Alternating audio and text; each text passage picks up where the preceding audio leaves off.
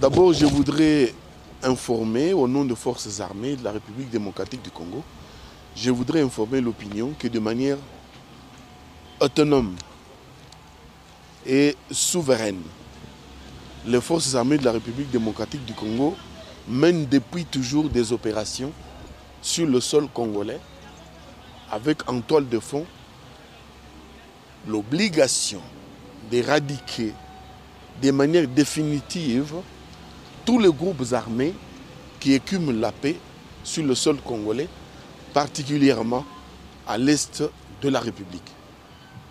Actuellement, par exemple, nous menons des opérations de cette manière-là souveraine à Mayangos, dans Béni. Nous les menons seuls. Nous avons mené des opérations dans le Rutshuru. Nous continuons à mener des opérations même de ratissage, de nettoyage à Nyamilima et un peu partout au nord Kivu, au sud Kivu.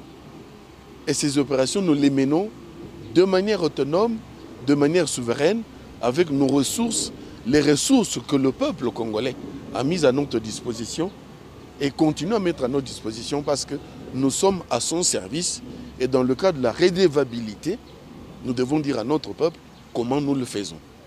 Et donc, nous continuons à mener ces opérations, nous allons continuer à les mener parce que l'objectif, c'est zéro groupe armé et la paix totale sur l'ensemble du pays, de manière que les ressources que le peuple congolais dégage soient consacrées plutôt au développement et à son mieux-être. Alors, les questions, c'est pourquoi les forces armées ou la République démocratique du Congo est entrée dans la phase de mutualisation des efforts et des énergies avec d'autres armées. Mais on le fait ailleurs. La volonté politique exprimée de mutualiser les énergies pour combattre les groupes armés terroristes étrangers qui sont à la base de la terreur à l'est de la République démocratique du Congo et dans la sous-région. En quoi cela s'explique-t-il? Imaginez un groupe X écume la paix à l'est de la République démocratique du Congo. Il n'est pas d'origine congolaise. Il traverse la frontière de 1, 2, 3 pays.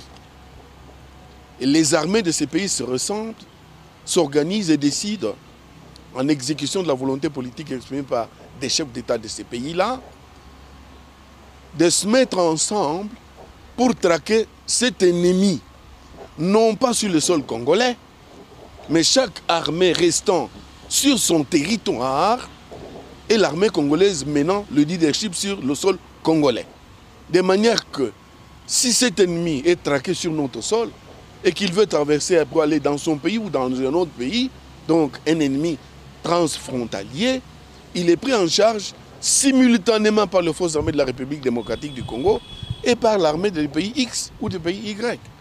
Voilà en quoi consiste la mutualisation, voilà en quoi consiste le sens de la rencontre tenue à Goma qui traduit la volonté de l'ensemble de la sous-région à produire la paix pour le bien-être de tout le monde. Et dans ce cadre-là, par exemple, des opérations citoyennes menées par les forces armées de la République démocratique du Congo avec nos propres ressources, vous avez appris que nous avons mené des opérations spéciales contre le CNRD entre juin et octobre 2019. Nous avons arrêté des terroristes, nous avons saisi de matériel militaire, notamment des armes AK, des grenades, mais également plusieurs autres effets militaires. Ici, vers Rutshuru, nous avons mené des opérations. Nous avons arrêté un citoyen, mais nous avons saisi à sa résidence plus ou moins 15 armes.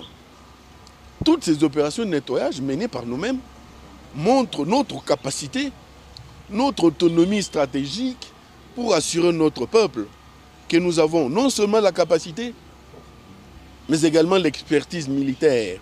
Ce n'est pas par hasard si les forces armées de la République démocratique du Congo se retrouvent 9e meilleure armée en Afrique, 72e meilleure armée dans le monde.